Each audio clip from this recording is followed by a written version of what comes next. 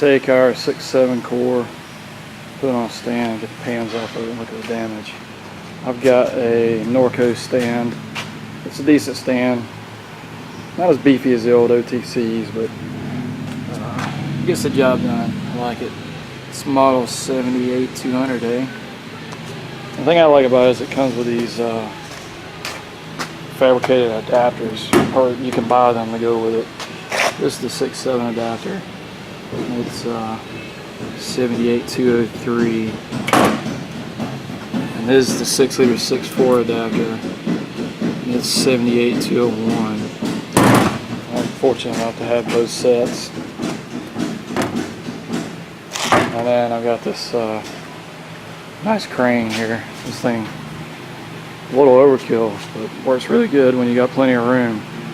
If you're in a tight area like a van, it's not that great, but man, this thing really gets the job done. So the best way to mount this to the stand is to put a bracket on one side of the engine and then slide it into the hole, and then put the other bracket in the hole and mount it to the engine. A little cumbersome, but let's give it a shot.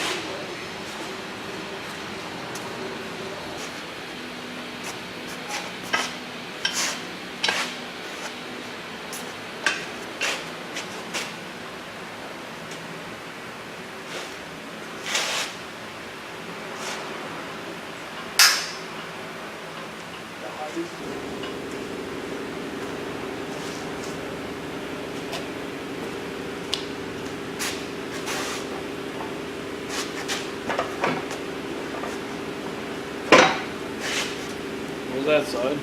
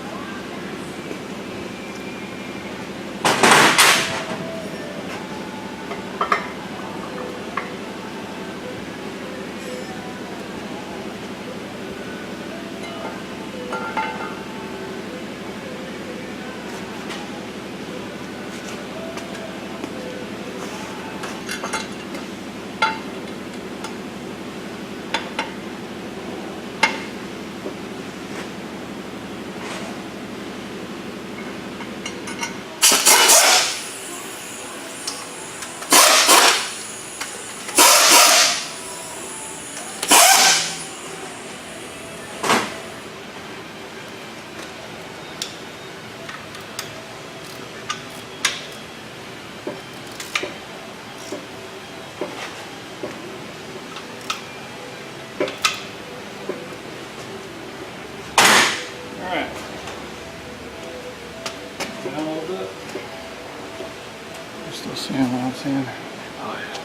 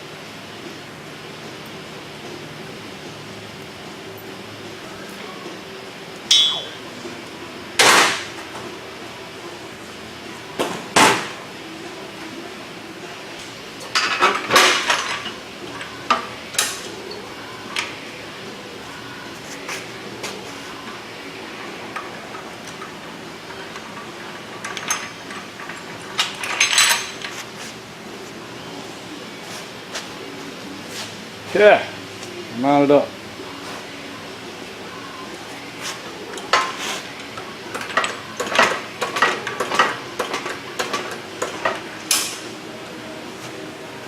And the last thing we had to do was tighten up our little thumb wheel for the width, because she's maxed out anyway. It's as far as it can go. 6-7 really pulls her apart.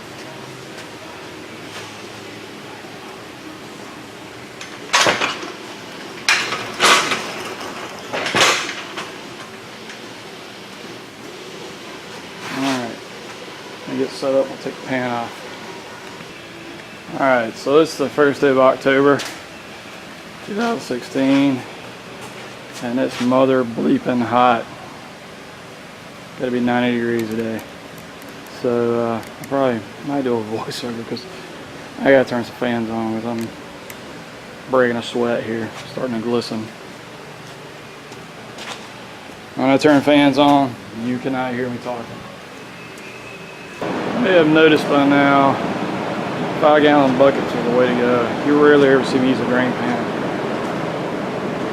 5-gallon buckets are easier to carry.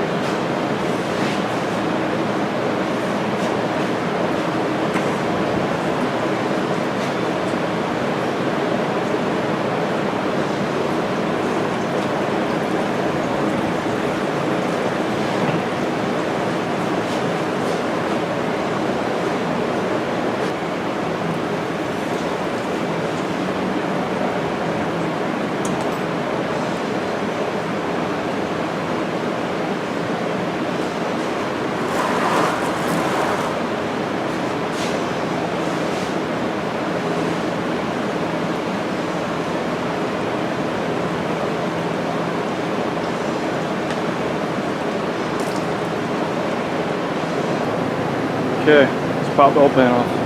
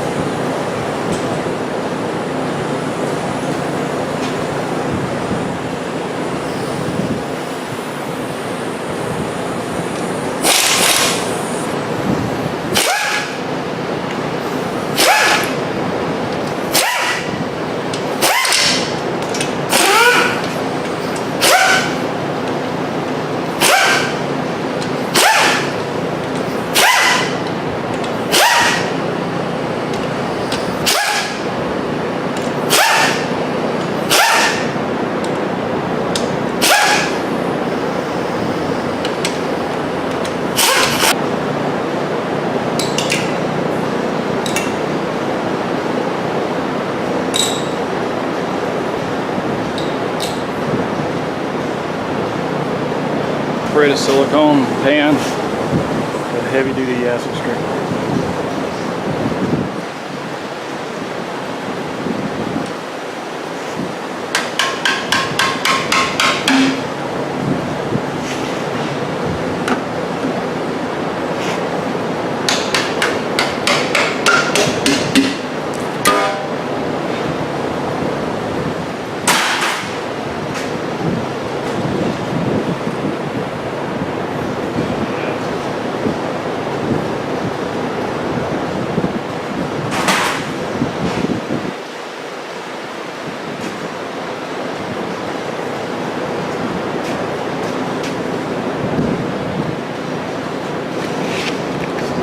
lovely looking pickup tube.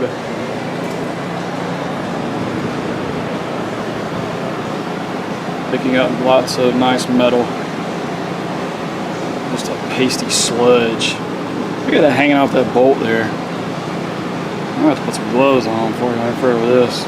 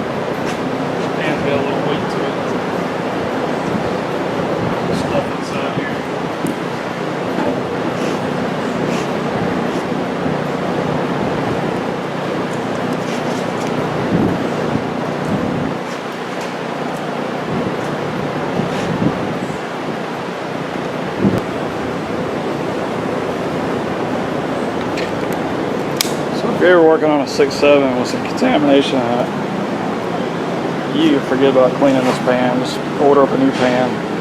There's so many passageways and baffles, and I mean, you got this clean out plug here, but this has got a freeze plug in it, and they all go to these tubes and baffles inside of here, and they feed to the oil cooler, into the oil filter pad. I mean, I would never trust trying to clean that thing in a vat or a hot tank. This is not worth it. So we'll get a new one if it needed. Alright, let's see. How are we looking here? So where is the damage?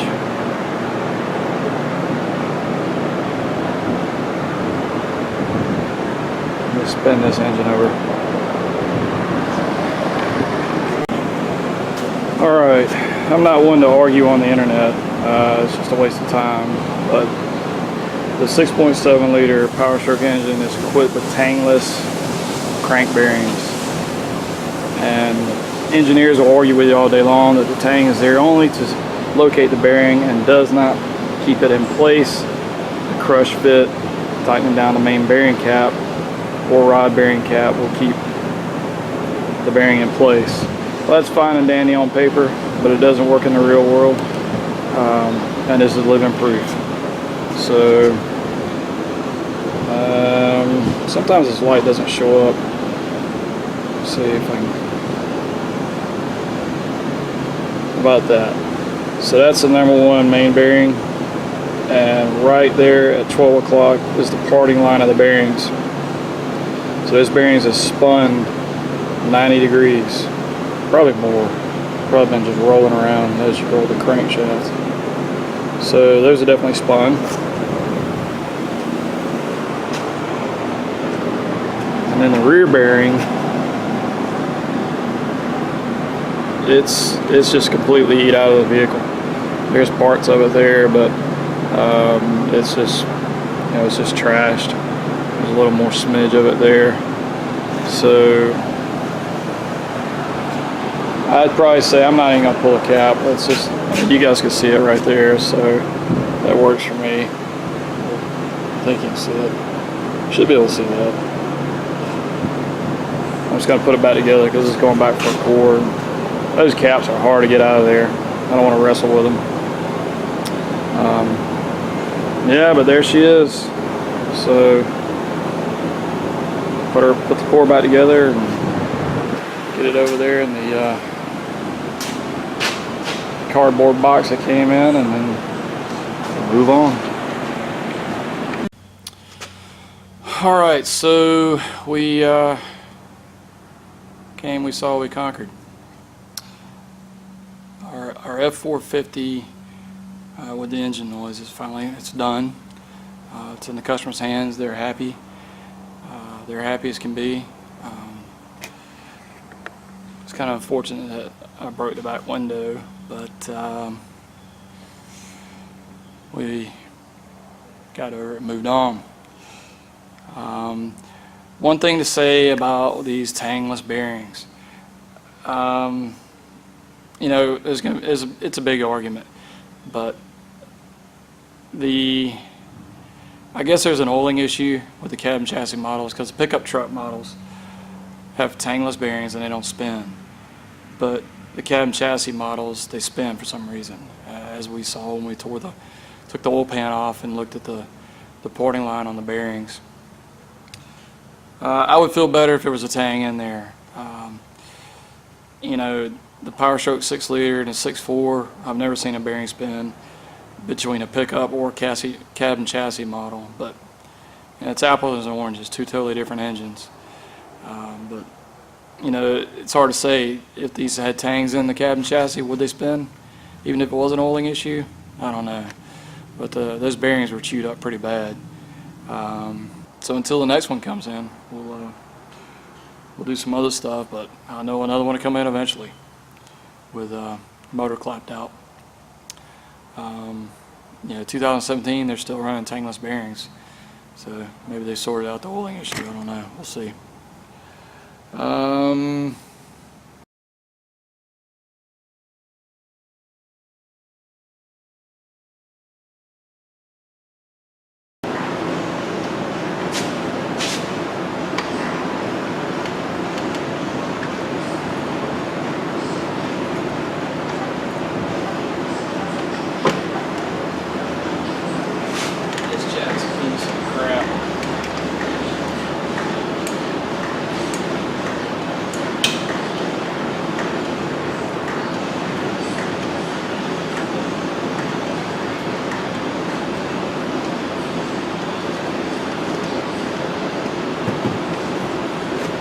Bit for you.